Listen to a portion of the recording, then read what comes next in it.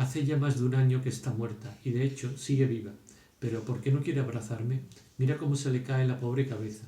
Pero le gustaría ir dentro de un rato a los Campos Elíseos. Es una locura. ¿Está realmente convencido de que podría hacerle mal? ¿De que podría morirse más? No es posible que haya dejado de quererme. Aunque siga abrazándola, no volverá a sonreírme nunca más. ¿Qué quieres? Los muertos son los muertos. Unos días más tarde, la fotografía que Saint-Loup había hecho me proporcionaba dulzura al mirarla. No despertaba el recuerdo de lo que François me había dicho porque no me había abandonado e iba acostumbrándome a él. Pero frente a la idea que ese día me hacía de su estado tan grave, tan doloroso, la fotografía, aprovechando aún las estratagemas empleadas por mi abuela y que lograban engañarme incluso después de haberme sido reveladas, me la mostraba tan elegante, tan despreocupada, bajo el sombrero que ocultaba un poco su rostro, que la veía menos desdichada y menos enferma de lo que había imaginado.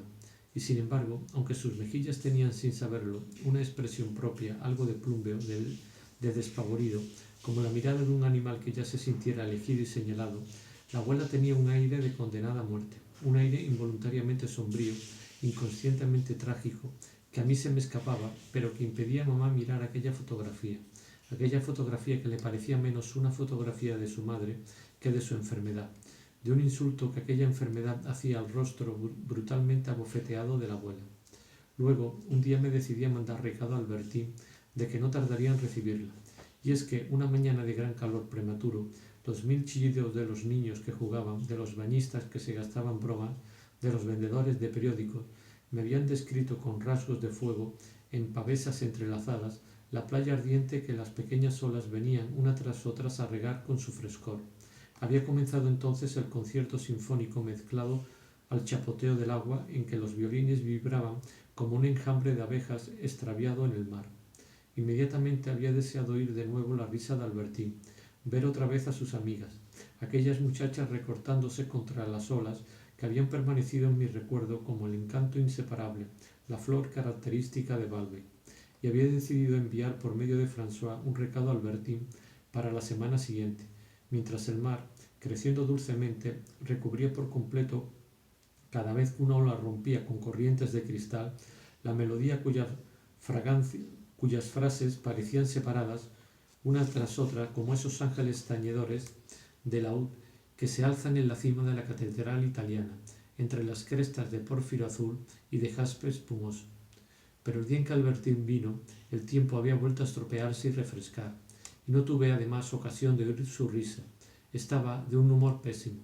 Valve que está aburrido este año, me dijo. Procuraré no quedarme mucho tiempo. Estoy aquí desde Pascua, ya sabe, eso es más de un mes. No hay nadie. Si le parece divertido, a pesar de la reciente lluvia y del cielo cambiante de un minuto para otro, después de haber acompañado a Albertín hasta Épreville, porque Albertín hacía, según su expresión, de lanzadera entre esa pequeña playa donde estaba la villa de Madame Bontemps e Incarville, donde vivía acogida pensión por los padres de Rosemont, me fui a pasear solo por aquella gran carretera que tomaba el coche de Madame de Villaparisis cuando íbamos de paseo con la abuela.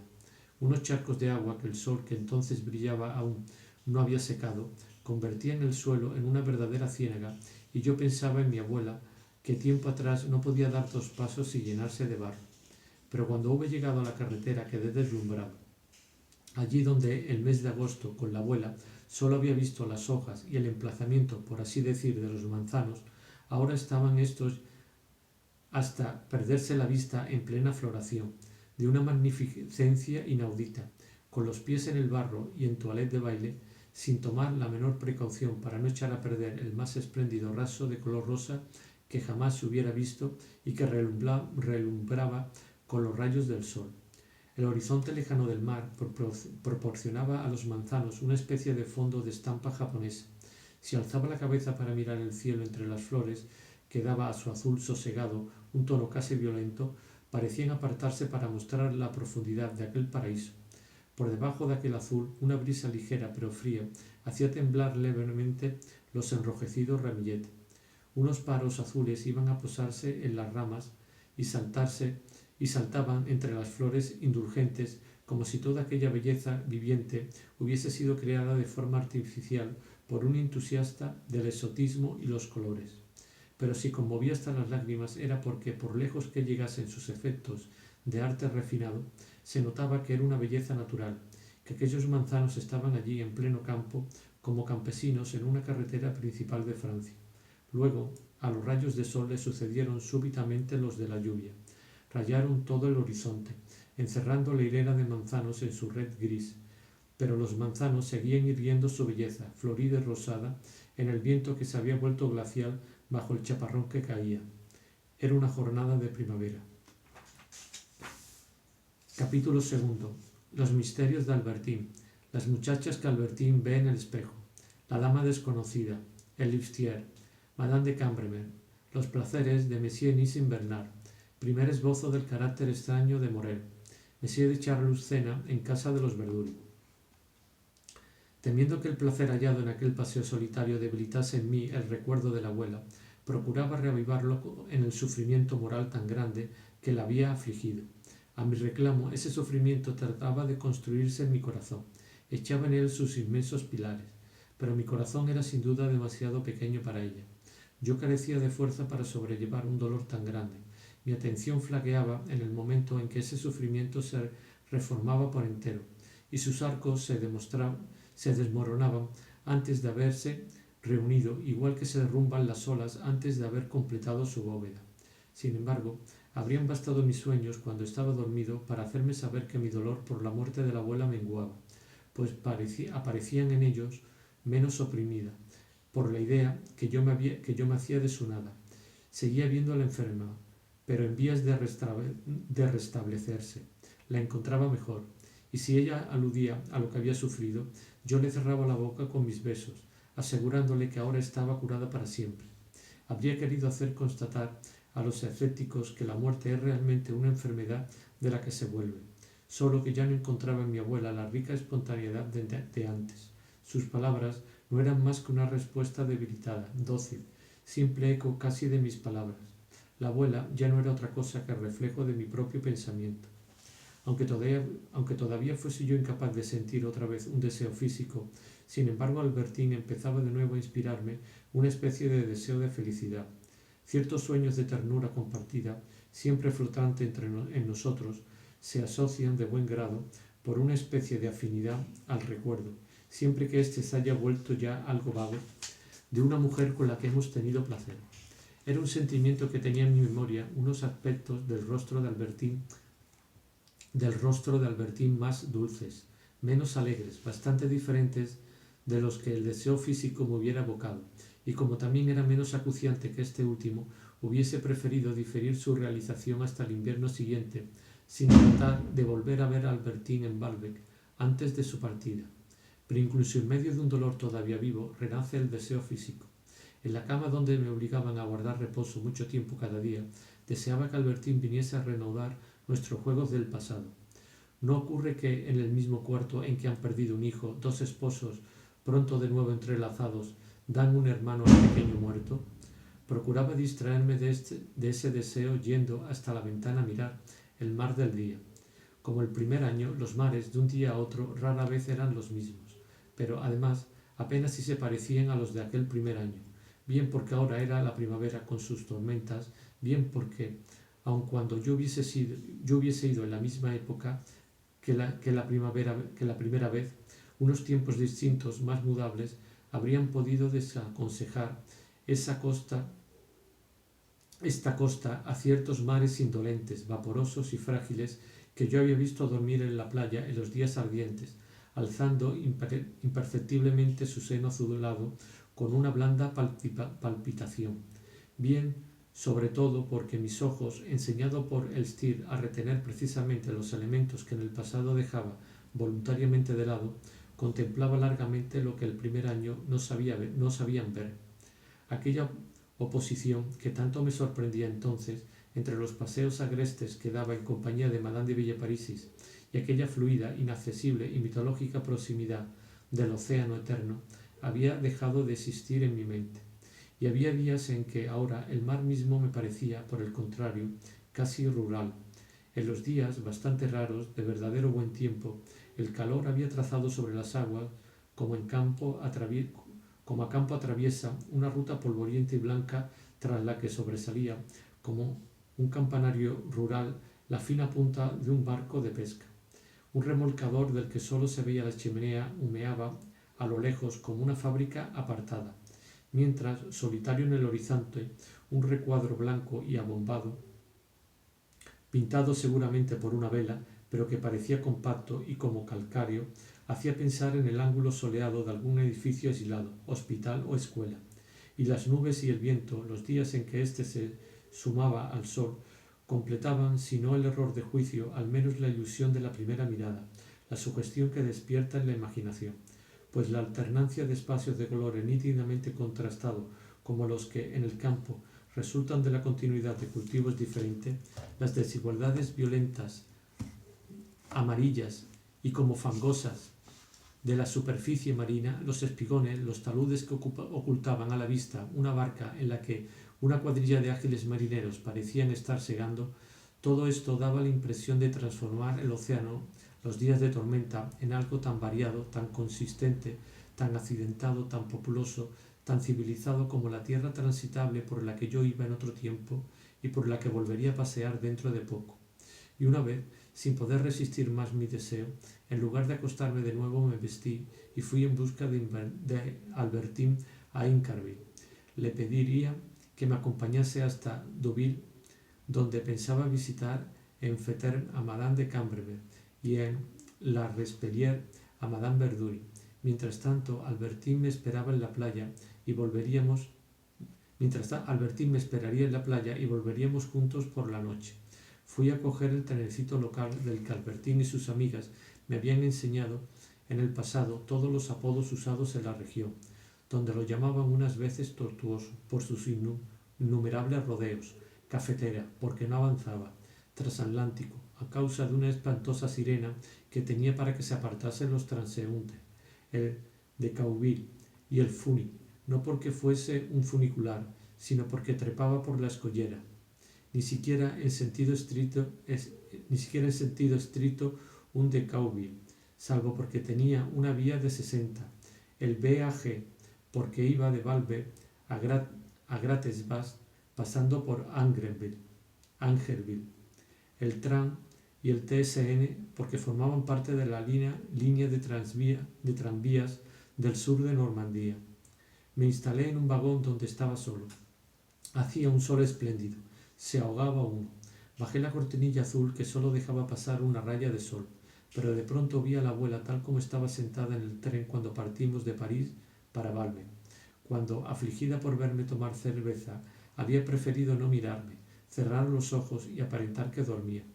Yo, que tiempo atrás no podía soportar el sufrimiento que ella sentía cuando mi abuelo tomaba coñac, le había infligido ni siquiera únicamente el de verme tomar, a invitación de otro, una bebida que ella consideraba funesta para mí, sino que también la había forzado a dejarme en libertad de beber lo que me diese la gana. Peor aún, con mis rabietas, con mis crisis de ahogos, le había obligado a ayudarme a beber, a aconsejármelo, en una resignación suprema cuya imagen muda, desesperada, tenía en mi memoria con los ojos cerrados para no ver.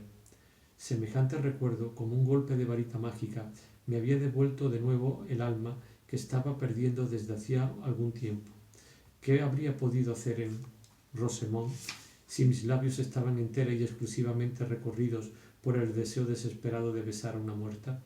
¿Qué habría podido decir a los Cambremer y a los Verdury cuando mi corazón palpitaba tan fuerte porque en él se reformaba a cada momento el dolor que mi abuela había sufrido?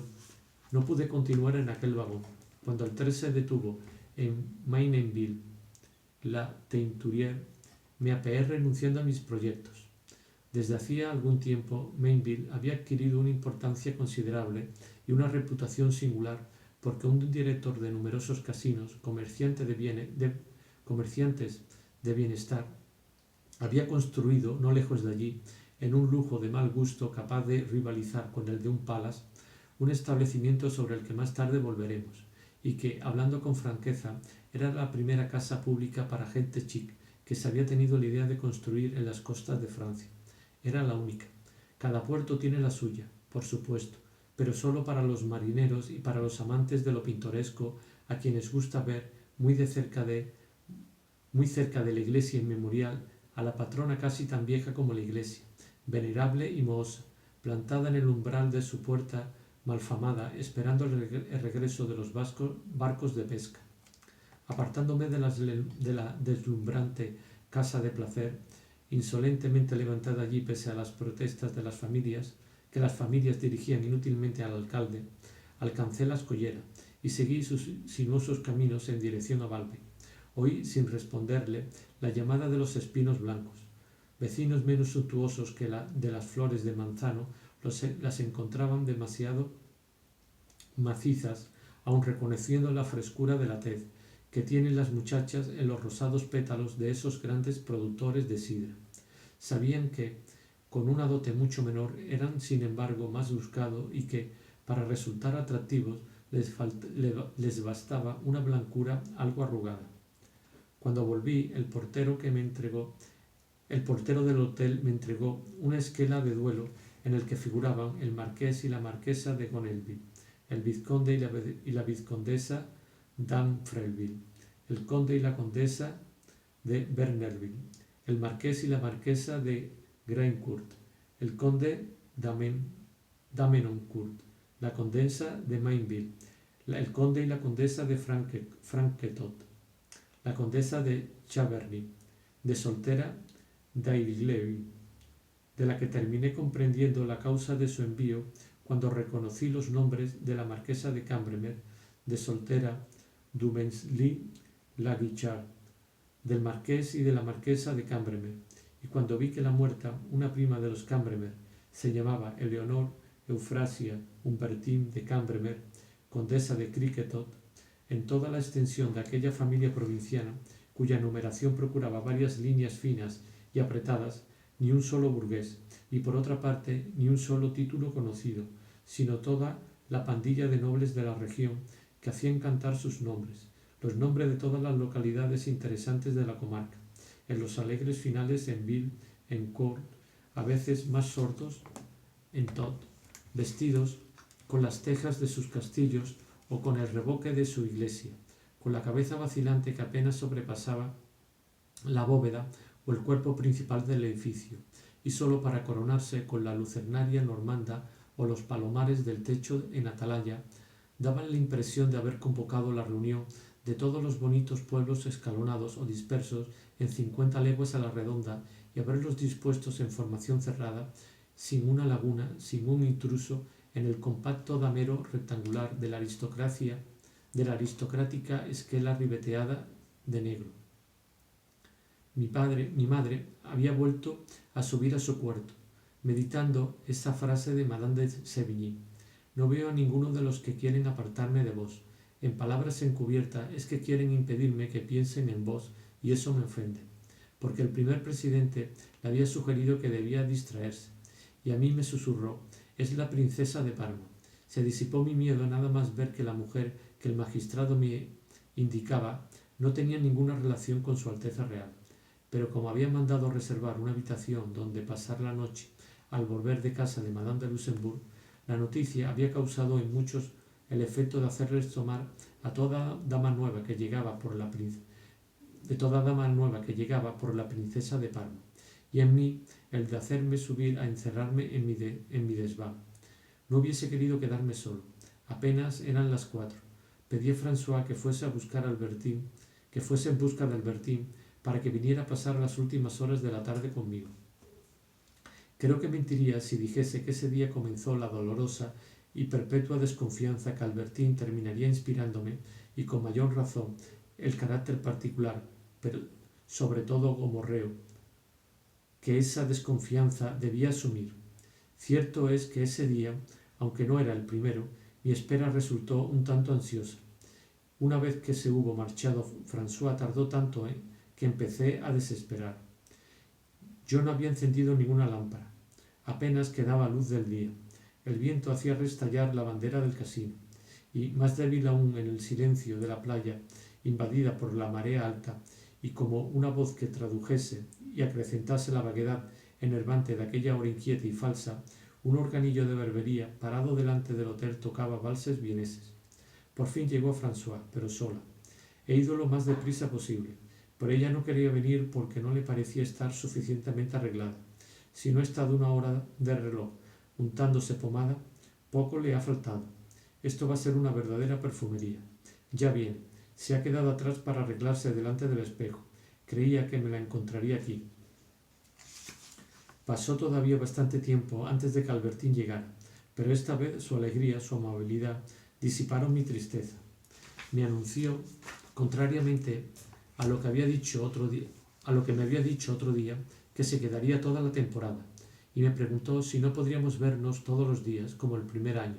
Le respondí que en ese momento estaba demasiado triste y que más bien mandaría a buscarla de vez en cuando en el último momento, como en París.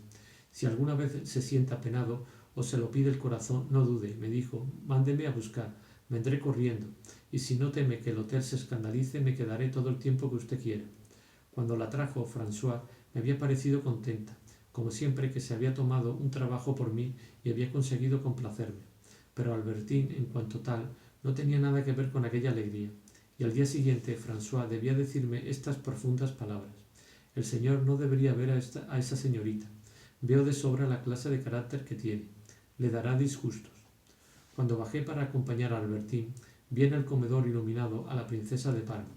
No hice más que mirarla, arreglándomelas para no ser visto, pero confieso que encontré cierta grandeza en aquella regia cortesía suya que me había hecho sonreír en casa de los Guermantes. Es un principio de lo que los soberanos están en todas partes en su casa, y el protocolo lo traduce en usos muertos y sin valor, como ese que obliga al anfitrión a tener en la mano el sombrero en su propia morada, para demostrar que ya no está en su casa sino en la del príncipe.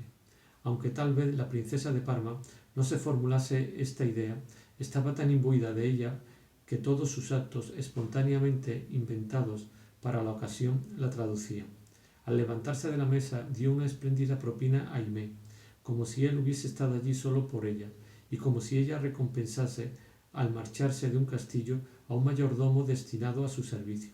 Además, no se limitó a la propina, sino que, sonriéndole graciosamente, le dirigió algunas palabras amables y halagüeñas con que su madre la había provisto. Un poco más y le habría dicho que el hotel estaba tan bien cuidado como floreciente era Normandía, y que prefería Francia a todos los países del mundo.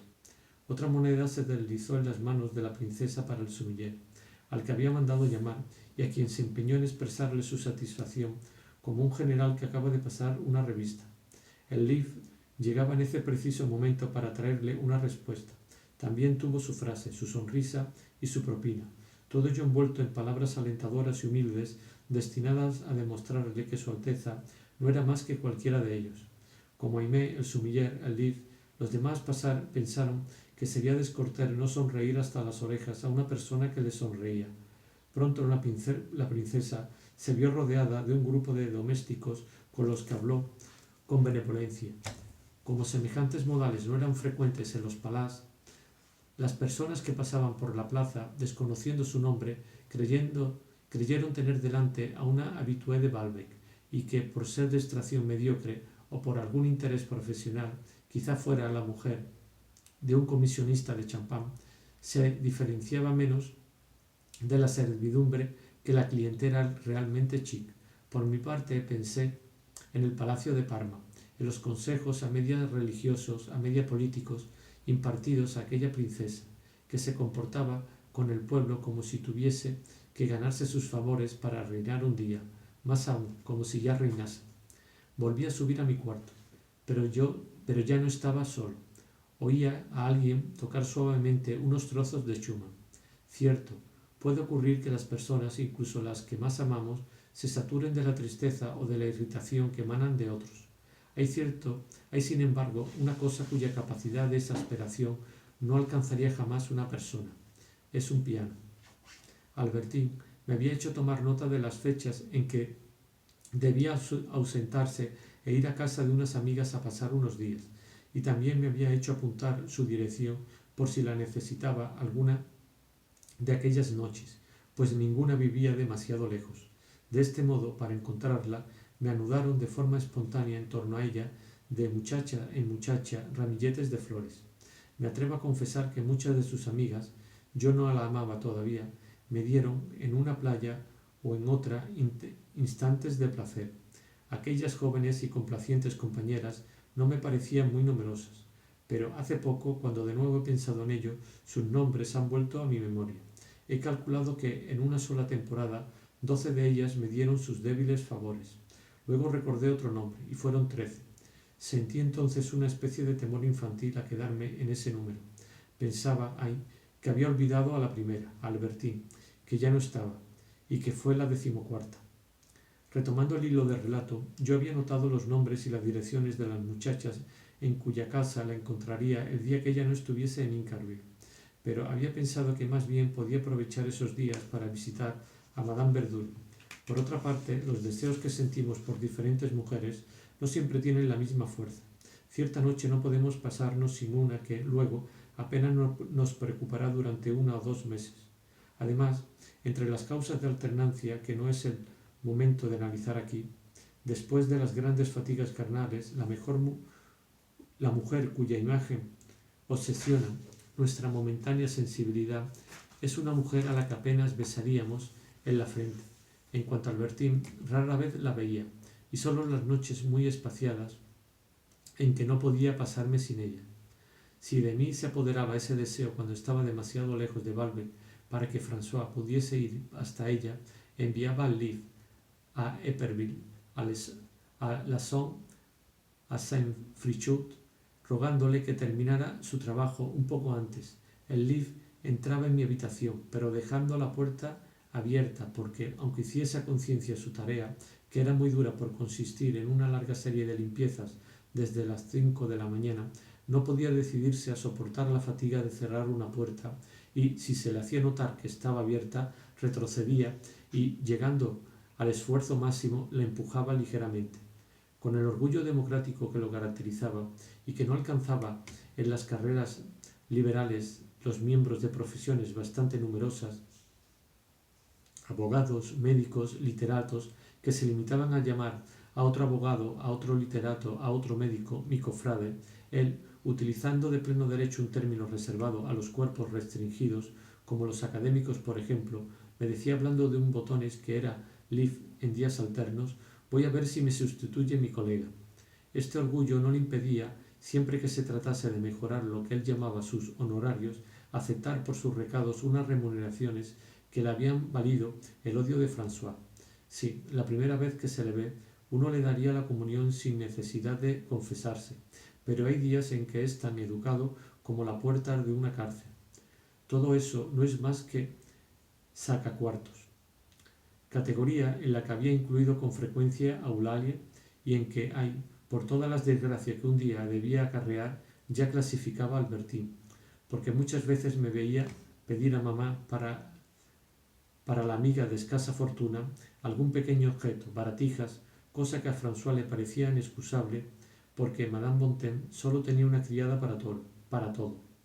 En un momento, el Liv, después de quitarse lo que yo hubiese llamado su librea y él denominaba su túnica, reaparecía con sombrero de paja y bastón, cuidando sus andares y con el cuerpo erguido, por haberle recomendado su madre no caer nunca en el estilo obrero o botones.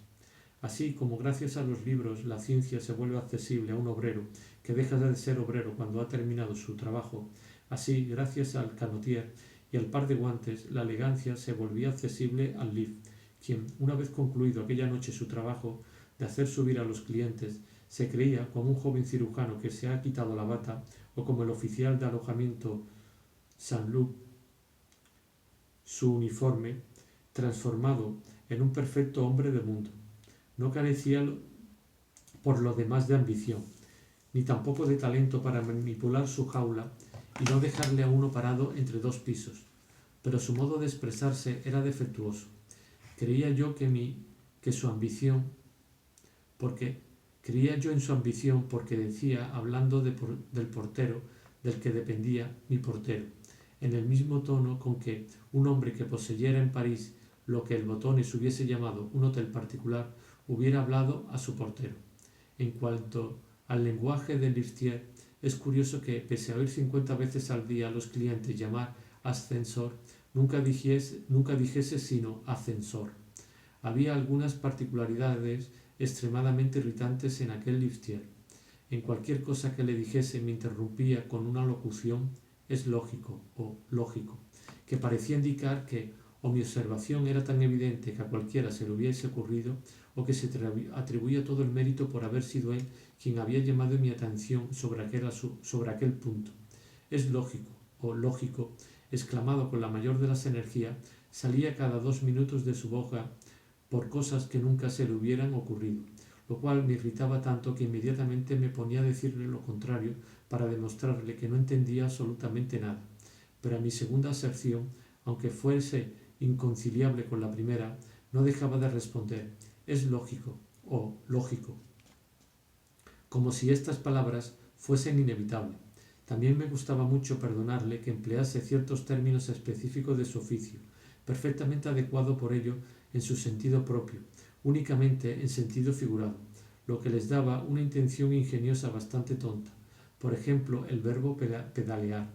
Nunca lo utilizaba cuando había hecho un recado en bicicleta, pero si lo había hecho a pie, si se había apresurado para llegar a tiempo, para indicar que había caminado deprisa, decía «imagínese lo que he pedaleado». El liftier era más bien bajito, mal hecho y bastante feo.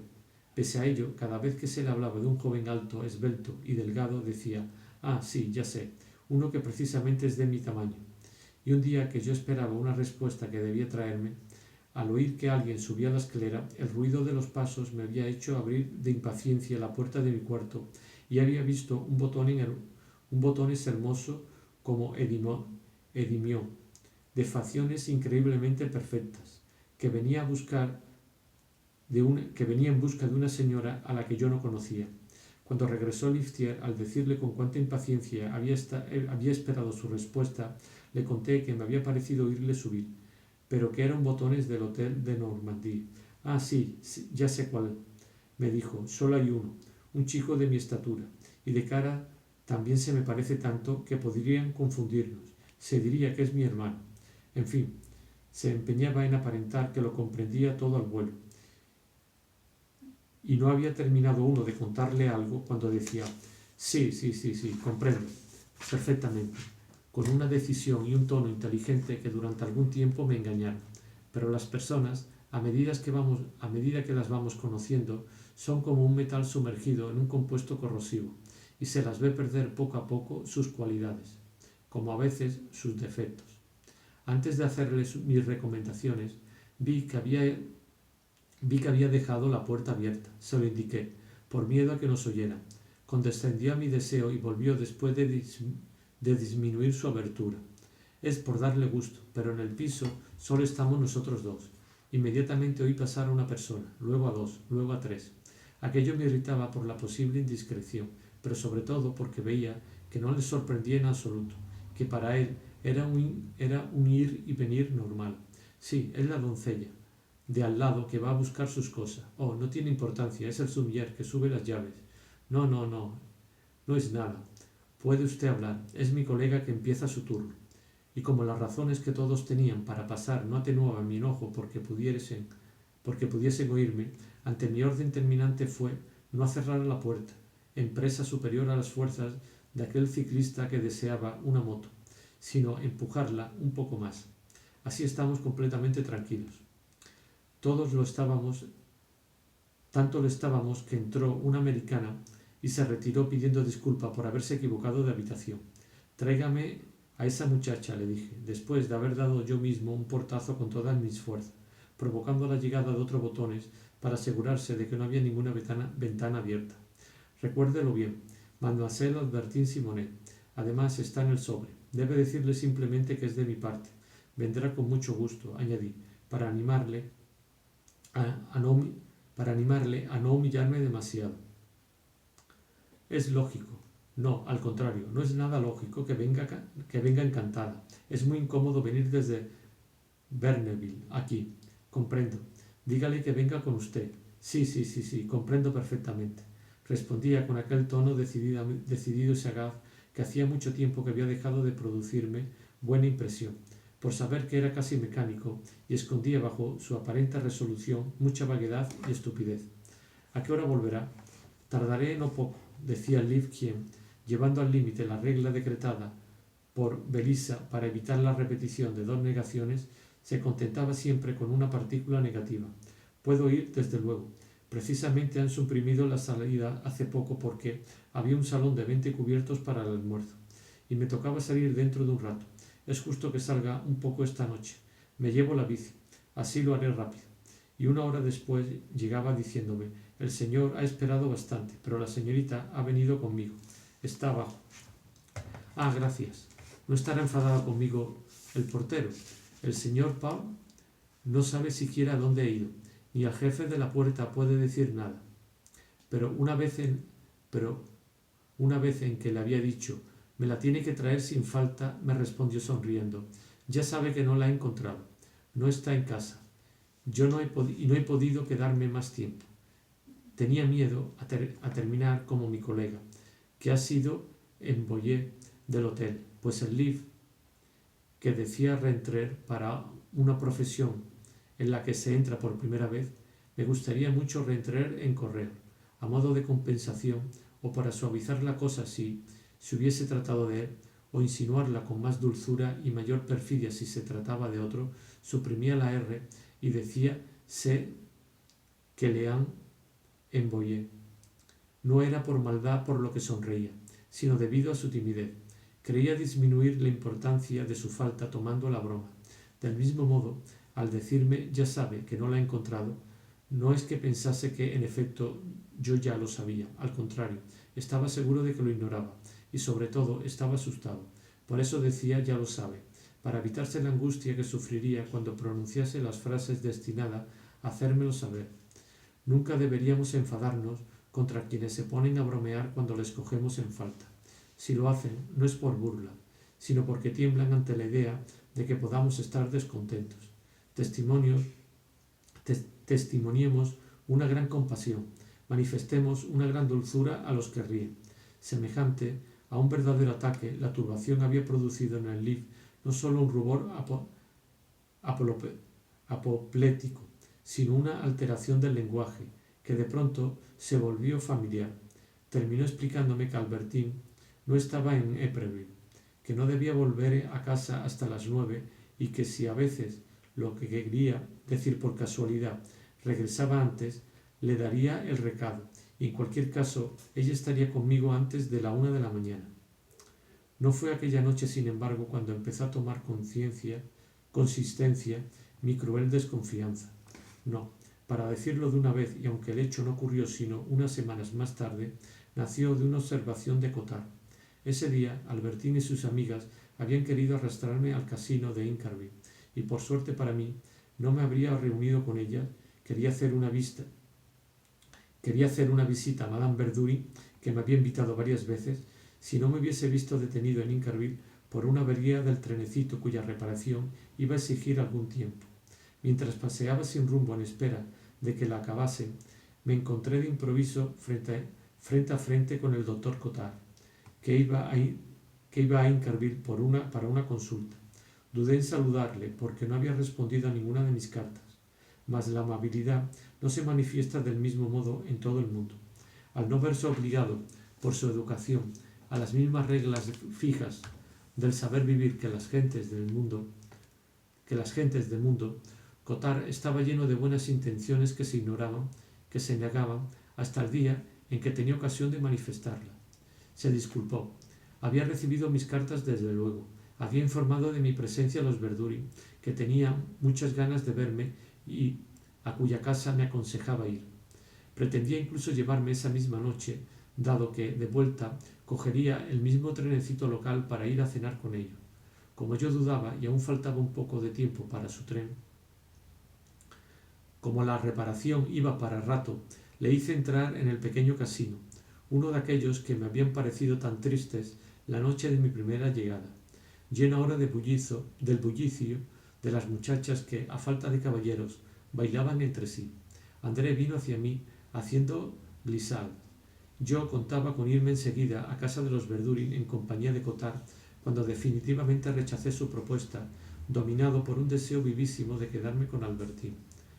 Es que acababa de oírla reír, y aquella risa evocaba al instante las rosadas carnaciones, las perfumadas paredes contra las que parecía ir a frotarse aquella risa, y de la que, acre, sensual, reveladora como un aroma de geranio, parecía transportar consigo algunas partículas casi ponderables, irritantes y secretas. Una de las muchachas que yo no conocía se puso al piano, y André pidió a Albertine que bailase un vals con ella. Contento en aquel pequeño casino, con la idea de que iba a quedarme con aquellas muchachas, hice observar a Cottard lo bien que bailaba, pero él, desde el punto de vista especial del médico, y con la mala educación que no tenía cuenta alguna de que yo conocía aquellas muchachas, a las que sin embargo me había